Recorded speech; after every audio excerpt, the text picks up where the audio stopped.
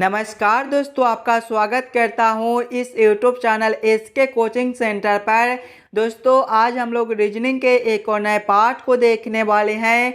ये रीजनिंग का part number आपका 209 होने वाला है।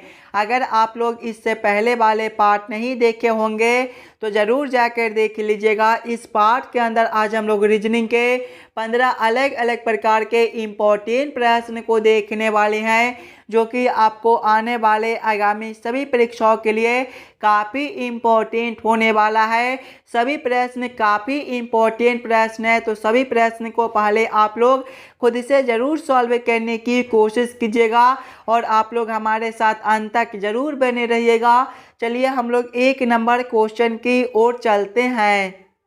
ये रहा क्वेश्चन नंबर 1। क्वेश्चन नंबर 1 आपको कह रहा है, नीचे दिए गए प्रश्न में संबंधित शब्द को चुनिए।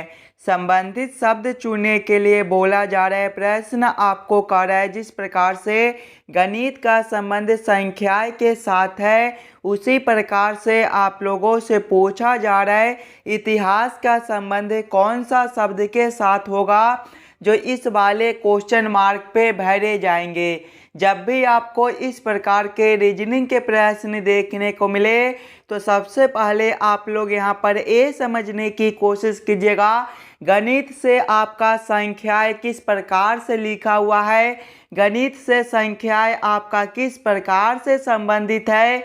उसी प्रकार से आप लोग सोचिएगा इतिहास से आपका कौन सा शब्द बनेगा, जो इस वाले क्वेश्चन मार्क पे भरे जाएंगे। अगर आप लोग ध्यान से देखिएगा तो गणित में जो है वो आपके संख्याएं होते हैं, उसी प्रकार से इतिहास में जो है वो आपके घटनाएं होती हैं। घटनाएं आपके ऑप्शन नंबर बी में दिए गए हैं, जो कि आपका सही उत्तर हो जाएगा। इस वाले क्वेश्चन मार्क पे आपका घटनाएं भरे जाएंगे। चलिए अगले प्रश्न की ओर हम लोग चलेंगे, क्वेश्चन नंबर 2 की ओर।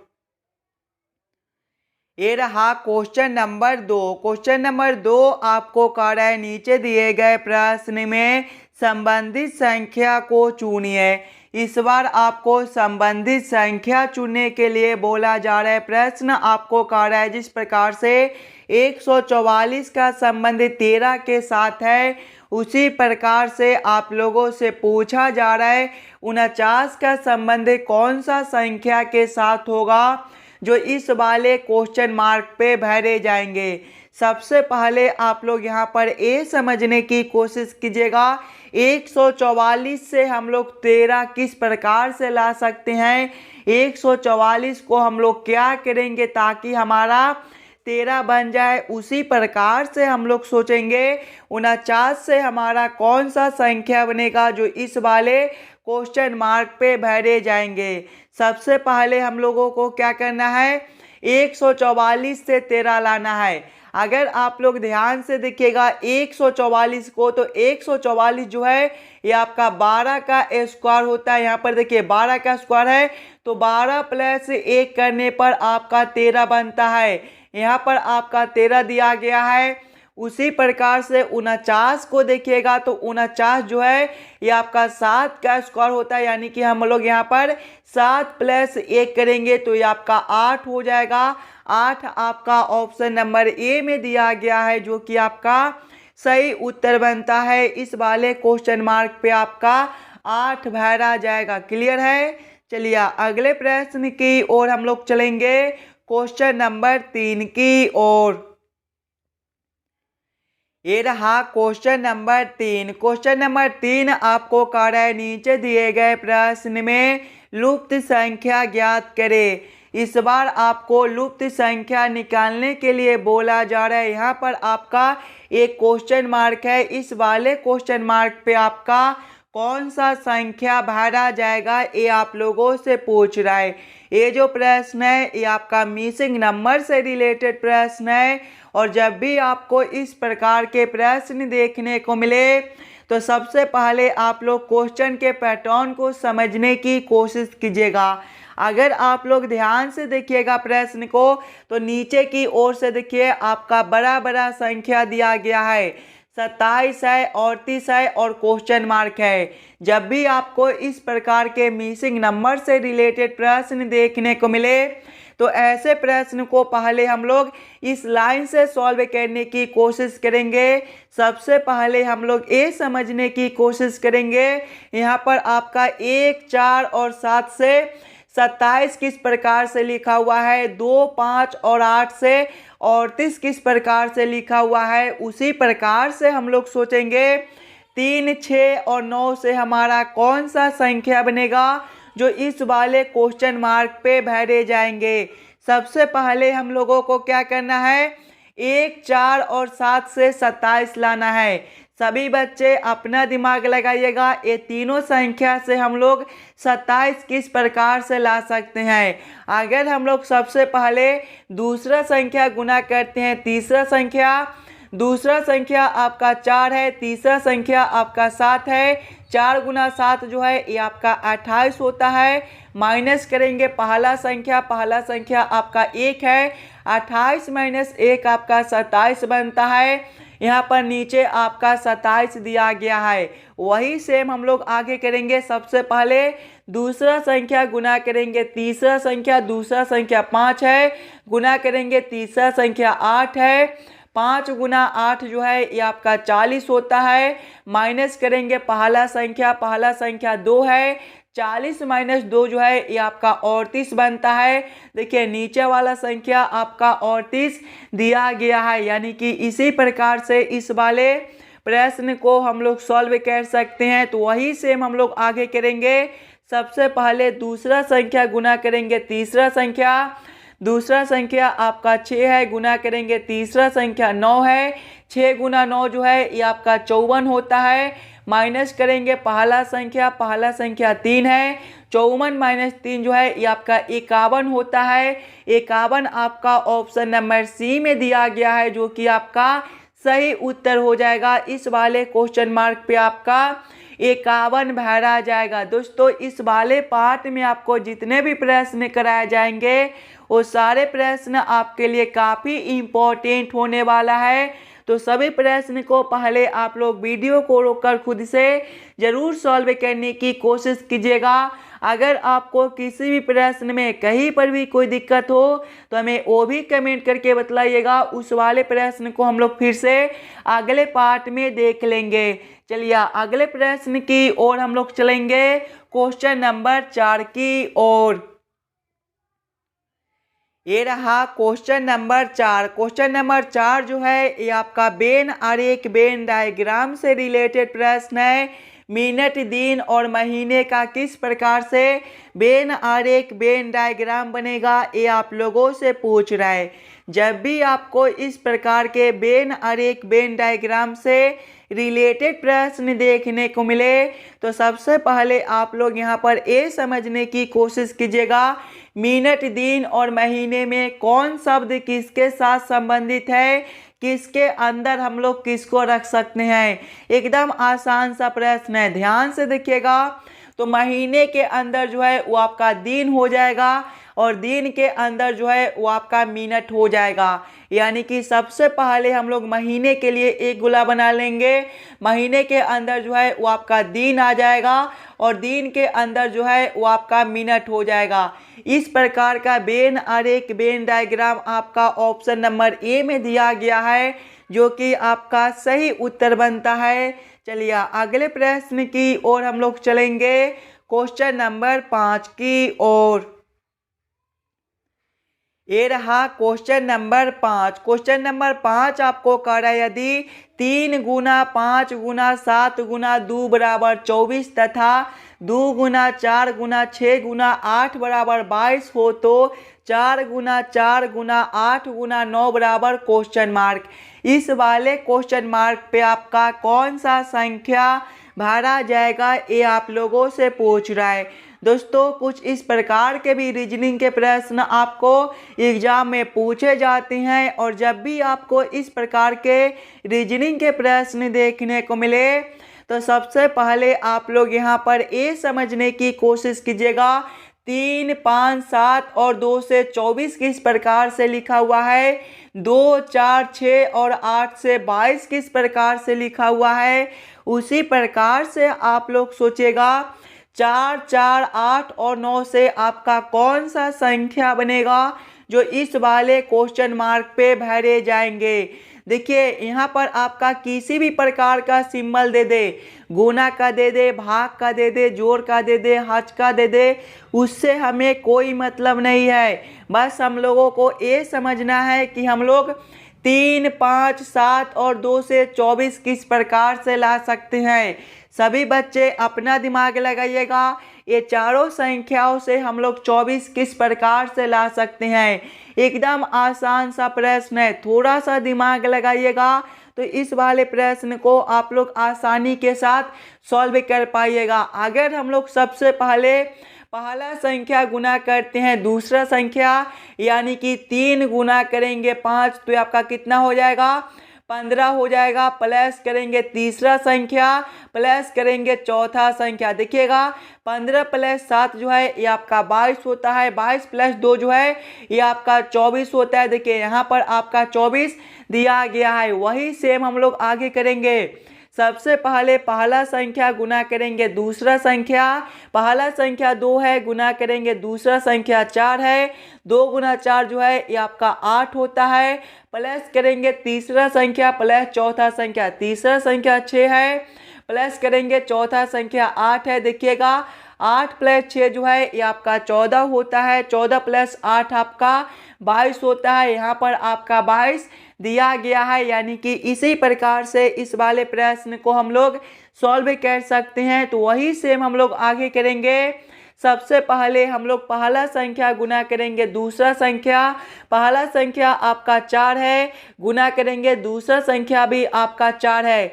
4 गुना 4 जो है ये आपका 16 होता है। प्लस करेंगे तीसरा संख्या प्लस चौथा संख्या। तीसरा संख्या 8 है, प्लस करेंगे चौथा संख्या 9 है। देखिएगा 16 + 8 जो है ये आपका 24 होता है। और 24 + 9 जो है ये आपका 33 होता है।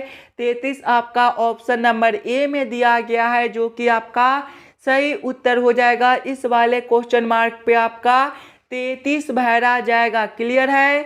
चलिए अगले प्रश्न की ओर हम लोग चलेंगे, क्वेश्चन नंबर 6 की ओर। ये रहा क्वेश्चन नंबर 6। क्वेश्चन नंबर 6 आपको कह रहा है नीचे दिए गए श्रृंखला को पूरा करें। इस बार आपको श्रृंखला सीरीज से रिलेटेड प्रश्न दिया गया है। एक श्रृंखला सीरीज दिया हुआ है और यहाँ पर क्वेश्चन मार्क है। इस वाले क्वेश्चन मार्क पे कौन सा संख्या भरा जाएगा ये आप लोगों से पूछ रहा है। दोस्तों जब भी आपको इस प्रकार के श्रृंखला सीरीज से रिलेटेड प्रश्न देखने को मिले तो सबसे पहले आप लोग श्रृंखला सीरीज को ध्यान से देखिएगा और समझने की कोशिश कीजिएगा आपका किस प्रकार का श्रृंखला सीरीज दिया हुआ है, इसे हम लोग कैसे जल्द से जल्द सॉल्व कर सकते हैं। अगर आप लोग ध्यान से देखिएगा श्रृंखला को तो पहले आपका 5 दिया गया है, 5 के आगे आपका 11 दिया हुआ है, 11 के आगे आपका 17 है, 17 के आगे आपका 25 है, 25 के आगे आपका 33 है और 33 के आगे आपका 43 है और इसके आगे आपका क्वेश्चन मार्क है।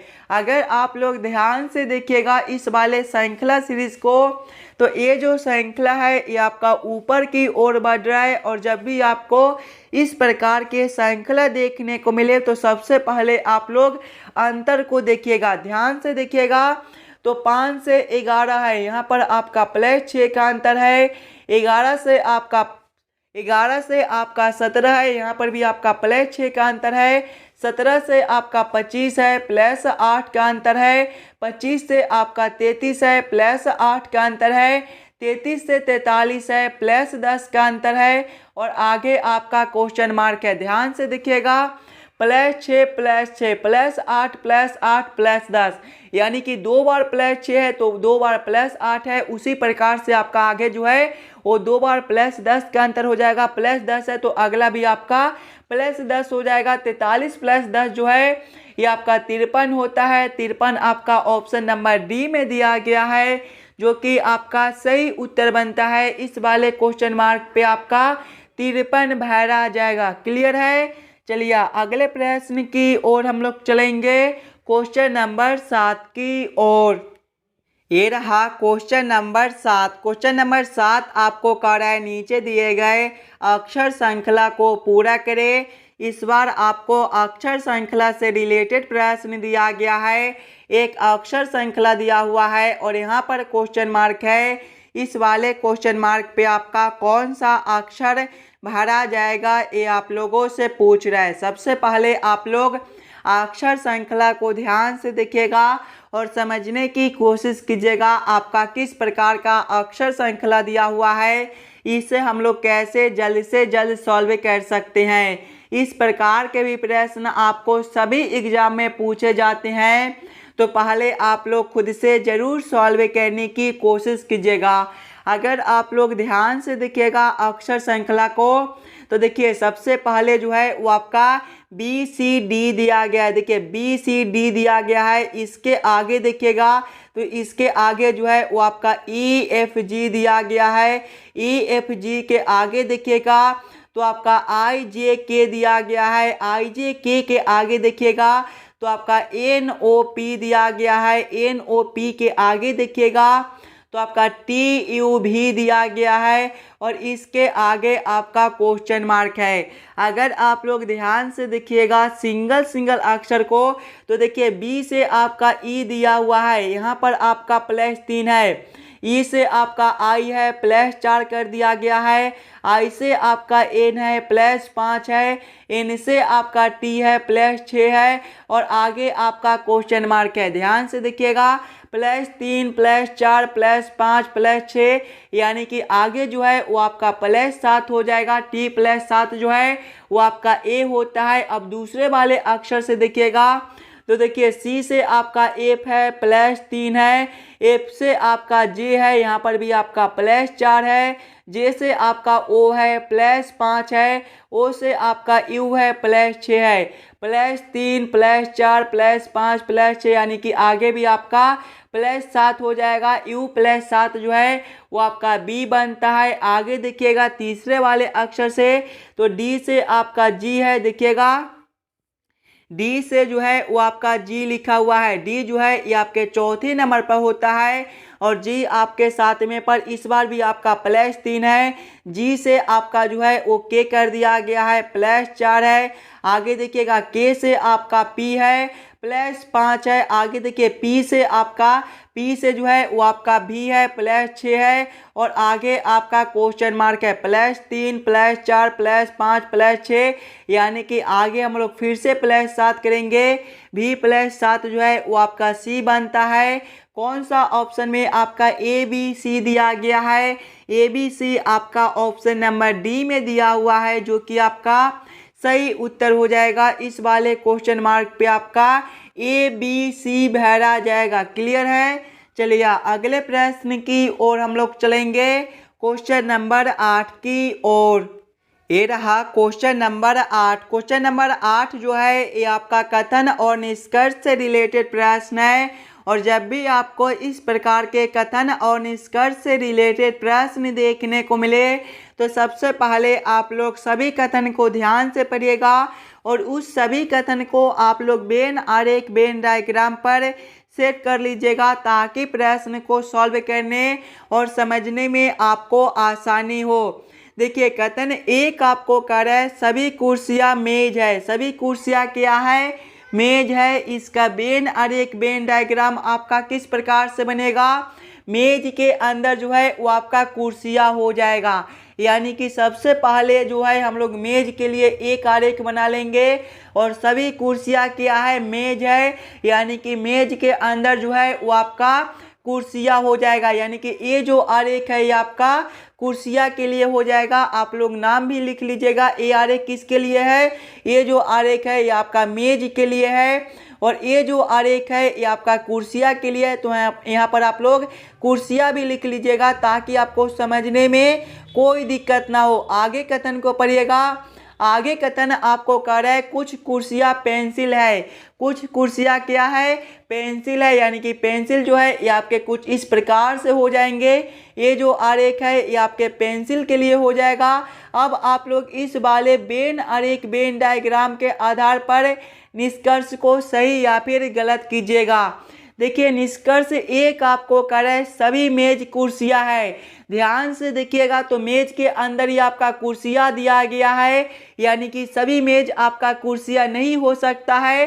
सभी कुर्सियां आपका मेज हो सकता है, लेकिन सभी मेज आपका कुर्सियां नहीं हो सकता है। मेज के अंदर ही आपका कुर्सियां है, यानी कि ये जो निष्कर्ष है ये आपका गलत बनता है। निष्कर्ष 2 आपको कह रहा है कुछ पेंसिल कुर्सियां है। ध्यान से देखिएगा तो पेंसिल के लिए आरेख आपका यहाँ पर है और कुर्सियां के लिए आरेख आपका ए है।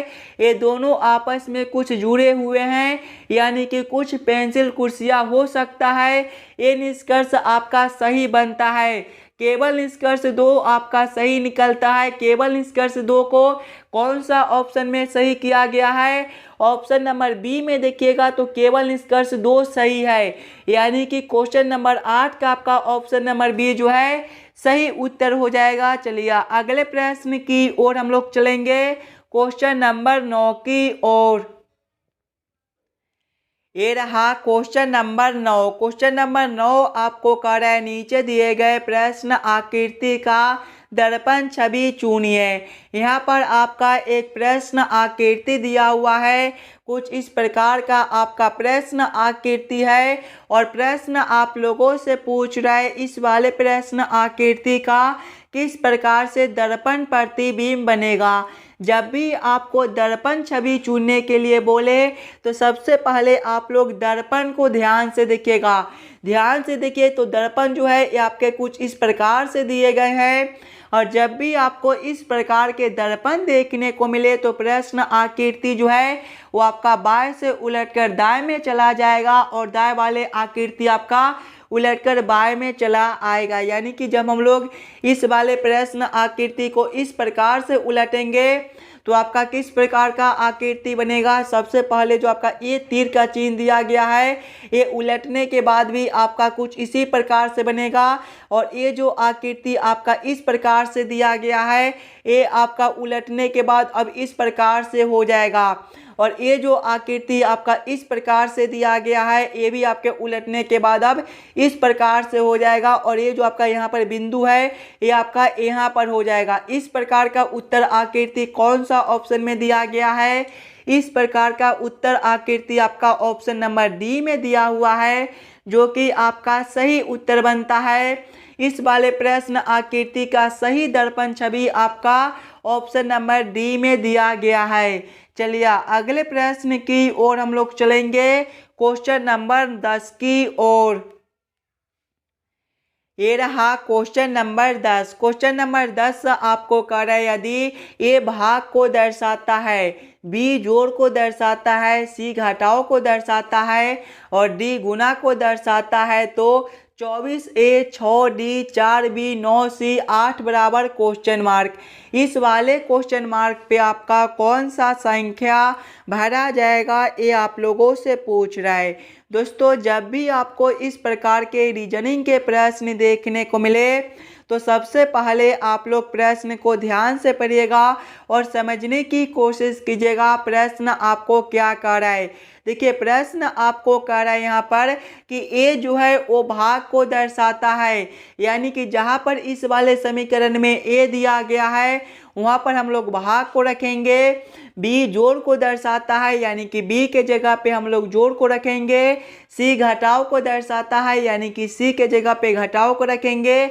और डी गुणा को दर्शाता है, यानी कि डी के जगह पे गुणा को रखकर इस वाले समीकरण को हम लोग हल कर लेंगे। सबसे पहले देखिएगा तो आपका 24A दिया गया है, यहाँ पर देखिएगा तो ए भाग को दर्शाता है, यानी कि यहाँ पर आपका भागा 6 हो जाएगा। उसके बाद डी है, डी गुणा को दर्शाता है तो गुणा 4 हो जाएगा। उसके बाद आपका बी है, बी जोड़ को दर्शाता है तो जोड़ 9 हो जाएगा। उसके बाद आपका सी है, सी घटाव को दर्शाता है तो घटाव 8 हो जाएगा।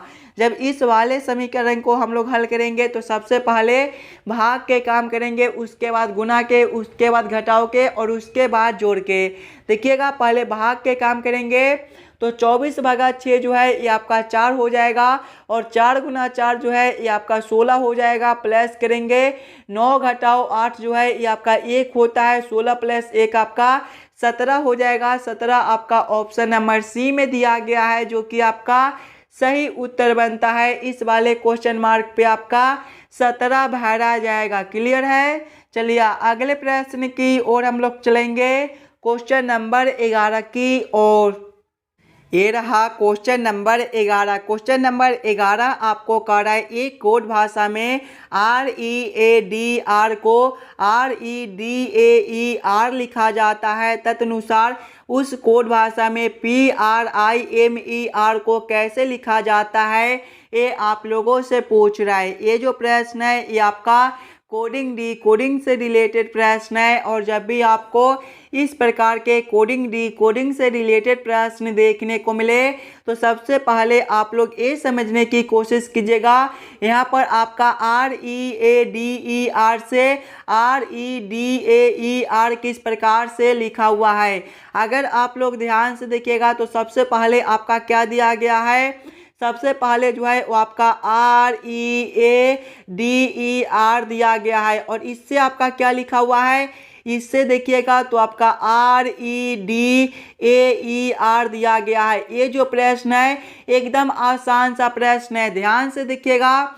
तो R के सामने R है, E के सामने E है, और यहाँ पर देखिए तीसरे वाले अक्षर को चौथे वाले में कर दिया गया है और चौथे वाले अक्षर को तीसरे वाले में, फिर A के लिए E के लिए E है और R के लिए आपका R है। वही सेम हम लोग आगे करेंगे। तो आगे देखिएगा आपका क्या दिया गया है, PRIMER दिया गया है। देखिएगा वही सेम हम लोग आगे करेंगे, पहले वाले अक्षर को पहले वाले में लिखेंगे, दूसरे वाले अक्षर को दूसरे वाले में, तीसरे वाले को हम लोग चौथे वाले में लिखेंगे और चौथे वाले को तीसरे वाले में लिखेंगे, फिर पांचवें वाले को जो है हम लोग पांचवें वाले पे और छठे वाले को छठे वाले में लिखेंगे। कौन सा ऑप्शन में आपका PRIMER दिया गया है, ध्यान से देखिएगा। तो PRIMER आपका ऑप्शन नंबर बी में दिया गया है, जो कि आपका सही उत्तर बनता है। चलिए अगले प्रश्न की ओर हम लोग चलेंगे, क्वेश्चन नंबर 12 की ओर। ये रहा क्वेश्चन नंबर 12। क्वेश्चन नंबर 12 आपको कह रहा है ए और बी बहनें हैं, डी की माता ए है, बी की पुत्री सी है, जो एफ से विवाहित है, ए का पति जी है, तो सी का डी से क्या संबंध है, ये आप लोगों से पूछ रहा है। ये जो प्रश्न है ये आपका ब्लड रिलेशन से रिलेटेड प्रश्न है, और जब भी आपको इस प्रकार के ब्लड रिलेशन से रिलेटेड प्रश्न देखने को मिले तो सबसे पहले आप लोग प्रश्न को ध्यान से पढ़िएगा और समझने की कोशिश कीजिएगा। देखिए प्रश्न पहले आपको कह रहा है ए और बी बहनें हैं। ए और बी क्या है, बहन है। बहन है मतलब दोनों एक ही पीढ़ी का होगा, यानी कि दोनों को हम लोग सामने सामने रखेंगे। ए के सामने किसको रखेंगे, बी को रखेंगे। क्या रिश्ता है, बहन का है, तो आप लोग यहाँ पर बहन लिख लीजिएगा। आगे प्रश्न को पढ़िएगा। आगे प्रश्न आपको क्या कह रहा है, डी की माता ए है। डी की माता कौन है, ए है, यानी कि माता है, मतलब डी जो है ए से एक पीढ़ी नीचे का होगा, यानी कि ए से नीचे हम लोग क्या रखेंगे, डी को रखेंगे। क्या रिश्ता है, माता का है, तो आप लोग यहाँ पर माता लिख लीजिएगा। आगे प्रश्न को पढ़िएगा। बी की पुत्री सी है। बी की पुत्री कौन है, सी है, पुत्री है, मतलब एक पीढ़ी नीचे का ही होगा, यानी कि बी से नीचे हम लोग किसको रखेंगे, सी को रखेंगे। क्या रिश्ता है, पुत्री का है, तो आप लोग यहाँ पर पुत्री लिख लीजिएगा। आगे प्रश्न को पढ़िएगा। बी की पुत्री सी है, जो एफ से विवाहित है। सी क्या है, एफ से विवाहित है, यानी कि यहाँ पर हम लोग एफ को रखेंगे। विवाहित है मतलब दोनों एक ही पीढ़ी का होगा, तो हम लोग सामने सामने रखेंगे। आगे प्रश्न को पढ़िएगा। ए का पति जी है। ए का पति कौन है, जी है, पति है, मतलब ए भी एक ही पीढ़ी का होगा, तो इसको भी हम लोग सामने सामने रखेंगे। क्या है, पति है, तो आप लोग यहाँ पर पति लिख दीजिएगा। आगे प्रश्न को पढ़िएगा। आगे प्रश्न आपसे पूछ रहा है तो सी का डी से क्या संबंध है। देखिएगा सी आपका यहाँ पर है और डी आपका यहाँ पर है, ये दोनों का रिश्ता आप लोगों से पूछ रहा है। ध्यान से देखिएगा। तो डी की माता ए है, डी की माता कौन है, ए है, और ए का बहन बी है, और बी की पुत्री सी है। और डी और सी का रिश्ता आप लोगों से पूछ रहा है, तो डी और सी का जो रिश्ता है वो मौसेरी बहन का रिश्ता हो जाएगा। देखिएगा डी की माता कौन है, ए है, यानी कि आपके माता की बहन की पुत्री आपका कौन लगेगा, मौसेरी बहन ही लगेगा। मौसेरी बहन आपका ऑप्शन नंबर बी में दिया गया है, जो कि आपका सही उत्तर बनता है। चलिए अगले प्रश्न की ओर हम लोग चलेंगे, क्वेश्चन नंबर 13 की ओर। ये रहा क्वेश्चन नंबर 13। क्वेश्चन नंबर 13 आपको कर रहा है, नीचे दिए गए प्रश्न आकृति कौन सा उत्तर आकृति में निर्मित है। यहाँ पर आपका एक प्रश्न आकृति दिया हुआ है, कुछ इस प्रकार का आपका प्रश्न आकृति है, और प्रश्न आप लोगों से पूछ रहा है इस वाले प्रश्न आकृति जो है वो कौन सा उत्तर आकृति में दिया गया है। सबसे पहले आप लोग प्रश्न आकृति को ध्यान से देखिएगा।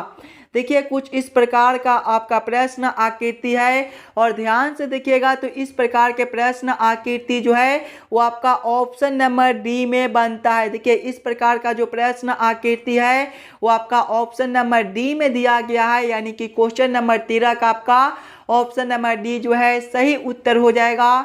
चलिए अगले प्रश्न की ओर हम लोग चलेंगे, क्वेश्चन नंबर 14 की ओर। ये रहा क्वेश्चन नंबर 14। क्वेश्चन नंबर 14 आपको कह रहा है, नीचे दिए गए प्रश्न में विषम संख्या को पहचान करें। इस बार आपको विषम संख्या चुनने के लिए बोला जा रहा है। ये भी प्रश्न आपके लिए काफ़ी इम्पोर्टेंट प्रश्न है, तो पहले आप लोग वीडियो को रोककर खुद से ज़रूर सॉल्व करने की कोशिश कीजिएगा। सबसे पहले आप लोग चारों ऑप्शन को ध्यान से देखिएगा और समझने की कोशिश कीजिएगा, ये चारों ऑप्शन में आपका सबसे अलग ऑप्शन कौन सा दिया गया है। जो ऑप्शन आपका सबसे अलग दिया हुआ होगा वही ऑप्शन आपका सही उत्तर भी हो जाएगा। ऑप्शन ए में देखिएगा तो 20, 16, 18 दिया गया है। अगर हम लोग पहला संख्या प्लस करते हैं दूसरा संख्या, यानी कि 20 प्लस 16 करते हैं तो ये आपका 36 होता है, और 36 में 2 से भाग करते हैं तो ये आपका 18 होता है। देखिए तीसरा संख्या आपका 18 दिया गया है। वही सेम अगर हम लोग आगे देखेंगे ऑप्शन बी में देखिएगा तो 18, 14, 16 दिया गया है। यहाँ पर भी हम लोग पहला संख्या प्लस करेंगे दूसरा संख्या, यानी कि 18 प्लस करेंगे 14 तो ये आपका कितना हो जाएगा, 32 हो जाएगा। जब 32 में 2 से भाग करेंगे तो ये आपका 16 बनेगा। देखिएगा तीसरा संख्या आपका 16 दिया गया है। ऑप्शन सी में देखिएगा पहला संख्या 16 है, दूसरा संख्या 12 है, तीसरा संख्या 14 है। पहला संख्या प्लस करेंगे दूसरा संख्या 12 प्लस 16 प्लस 12 जो है ये आपका 28 होता है। 28 में जब 2 से भाग करेंगे तो ये आपका 14 हो जाएगा। देखिए तीसरा संख्या आपका 14 दिया गया है। ऑप्शन डी में देखिएगा तो 14, 11, 13 दिया गया है। पहला संख्या प्लस करेंगे दूसरा संख्या, 14 प्लस 11 जो है ये आपका 25 होता है। जब 25 में 2 से भाग करेंगे तो ये जो है ये आपका 12.5 हो जाएगा, लेकिन यहाँ पर आपका 13 दिया गया है, यानी कि ए ऑप्शन जो है ये आपका सबसे अलग बनता है। तो क्वेश्चन नंबर 14 का आपका ऑप्शन नंबर डी जो है सही उत्तर हो जाएगा। चलिए अगले प्रश्न की ओर हम लोग चलेंगे, क्वेश्चन नंबर 15 की ओर। ये रहा क्वेश्चन नंबर 15, और ये जो प्रश्न है दोस्तों ये आपके होमवर्क के तौर पे छोड़े जाते हैं। इस प्रकार के प्रश्न आपको सभी पार्ट में कराए जाते थे, तो इस वाले प्रश्न को आप लोग खुद से ज़रूर सॉल्व करने की कोशिश कीजिएगा। एकदम आसान सा प्रश्न है, थोड़ा सा दिमाग लगाइएगा तो इस वाले प्रश्न को आप लोग एकदम आसानी के साथ सॉल्व कर पाइएगा। अगर आपको किसी भी प्रश्न में कहीं पर भी कोई दिक्कत हो तो हमें ज़रूर कमेंट कर दीजिएगा, और आप लोग हमें एक बार ये भी कमेंट करके बताइएगा कि आज के 15 प्रश्न में से आप लोग कितने प्रश्न को खुद से सॉल्व किए हो। चलिए हम लोग मिलते हैं आपसे अगले वीडियो में।